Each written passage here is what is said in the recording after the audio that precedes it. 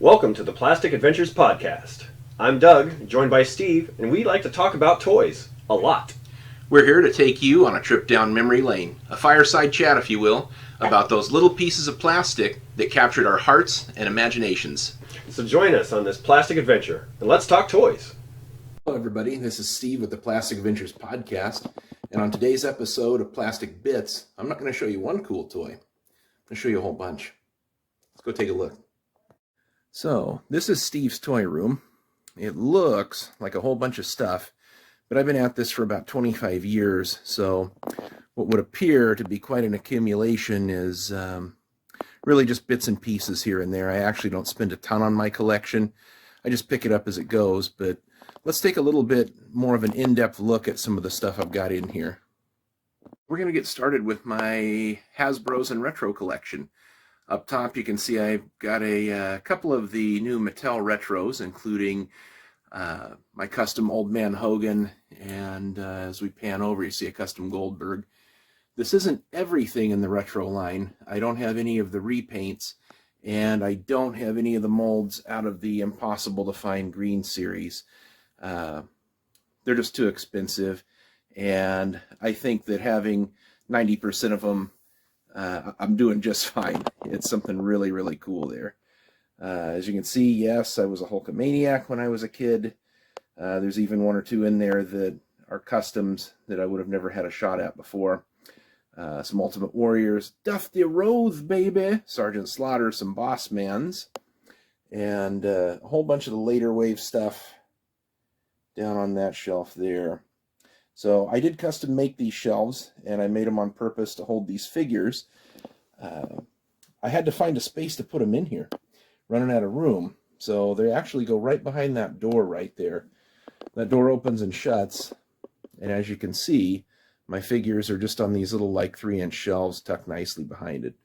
As we pan up, got a Buzz Lightyear I got for Christmas a few years ago, and up above the door, custom little metal shelves I made for Lego minifigures. And as we pan over, Shadowy Unicron. Yes, I do hang toys from the ceiling. Got some kind of cool Optimus Primes there. The deluxe PVC figures from several years ago in Japan, both the anime and more realistic, or I guess more to standard Optimus Prime colors. But from there, let's go up on this top shelf and take a look. Now, Optimus Prime's my dude. That's one of the characters that I collect a ton of toys from. And as we can see, let's go up and get a little bit closer here. We do have the obligatory Optimus Prime G1 up top. We have Power Master Optimus Prime. Up above that, in that little pink box, is really interesting. It's like a micro-size Optimus Prime. They're really, really hard to find. But I do have one of those. The infamous Optimus Prime ornament based on the Masterpiece mold. Another tough one to find. I think those things are like $100 now on eBay. Just got lucky. Got New Year's Special Optimus Prime with a little repainted Action Master packed in there. And as we pan over, Pepsi promotion Optimus Prime from a few years ago. And there's the Ipod Optimus Prime, done in the cartoon colors, or the original toy colors. And what kind of makes it special is that it's got a really cool head sculpt, exclusive to that toy. They've never reused it. There is a Jetfire hanging from the ceiling. We have the Star Convoy reissue. And because Siege was so good, I had to have one in package. And as we kind of pan over, that's a pretty rad VF1S knockoff with some 3D printed parts. Big fan of Macross and Robotech, so it's much, much preferable to the Takatoku Veritech fighters or Valkyrie fighters that are hundreds of dollars. So kind of panning down here, that is just a quick look.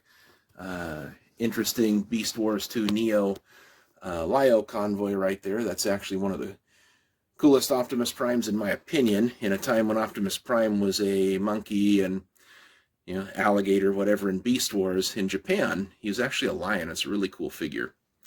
But as we pan over, we'll get to see a couple of Power Master Optimus Primes. Just Optimus Primes from various series.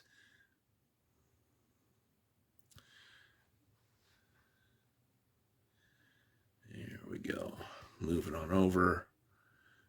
Some of them are good, some of them are bad. I was sort of not a discerning Optimus Prime collector when there wasn't such a glut on the market. But now there's just so darn many of them, I don't collect every single release that comes. Now this is a repaint I did of the Universe Generations Optimus Prime, and if we pan in a little bit, you can actually see that head sculpt doesn't belong with that figure. That's actually a cast from that Ipod Optimus Prime. Pretty cool. So we're going to come down to the next shelf. And it's just packed in there like gangbusters, but you can kind of see a G2 Prime hiding there. And as we kind of get into the back, I'll slowly pan in. Up there is that Ipod head again on a G1 Prime that I kind of painted up to look like the cartoon colors. Actually one of my favorite pieces, but it's kind of side shift a little bit. Action Masters, Red Decoy, Ultra Magnus. He's technically a white Prime, right? So moving on over, just lots of the different releases. Optimus Prime Walkie-Talkie in the back, that tall one with the weird Autobot symbol. One of the coolest ones, the Bumblebee the Movie Optimus Prime. To think this whole time that Michael Bay could have done it right and still chose not to. No surprise. Look at all 6 of those movies and you'll just kind of see that no matter what. So moving on down, we're about to get into just my basic 80s toy stuff here. And the more little odds and ends I've collected, the more it's sort of encroached on my collection. But, oh man, there it is. That is the Greenlight 1/18 scale Fall Guy truck. And inside is the actual Erdl Fall Guy figure from the 80s.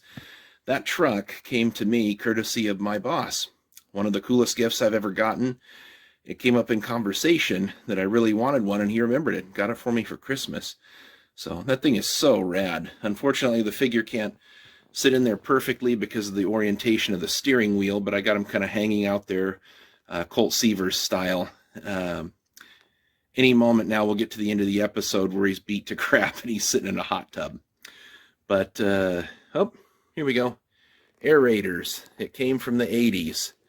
And as I pan out and move down, we're going to see a whole bunch of GoBots there. Blue Leader 1, courtesy of Doug, my co-host on the Plastic Adventures. He actually hooked me up with that. For those of you that say they're the Kmart of Transformers, yes. I will always contend, though, that the proportions and articulation were actually better in most cases than Transformers. So you can poo-poo me if you want, do that in the comments. But as I move alongside here, I just kind of envision this shelf as just a cool collective of like really rad 80s stuff. I didn't do full collections there, but you can see some kind of interesting stuff in the back going into the 90s. Last Action Hero, Superpowers, McDonald's the Transformer. You know, not a hit. Little Microman stuff in there. We got, that is actually a more recent Gizmo. I got that for Christmas a couple of years ago. But Mork, Tron, Spider-Man on the same shelf with Indiana Jones. Sign me up. Star Ears in the back. Little Lone Ranger and Clash of the Titans action there. Some cool battle beasts. And who is this guy up front right there? One of my favorite figures. That's Javier Bardum. Well, it really isn't. It's Knickerbocker Aragorn. But god dang, does he ever look like Javier Bardem from No Country for Old Men. Super creepy. And apparently they didn't have to wear pants back then, so even creepier. Oh man, we got some Brave Star in the back. Yep. Commando. And this is one of my newer ones here. That is my Spiral Zone Dirk Courage figure. Doug and I got these about the same time.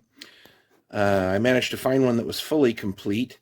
He was super sticky coming out of the package, but I ended up washing it with some dish soap and just letting it breathe, and it just turned out really, really well.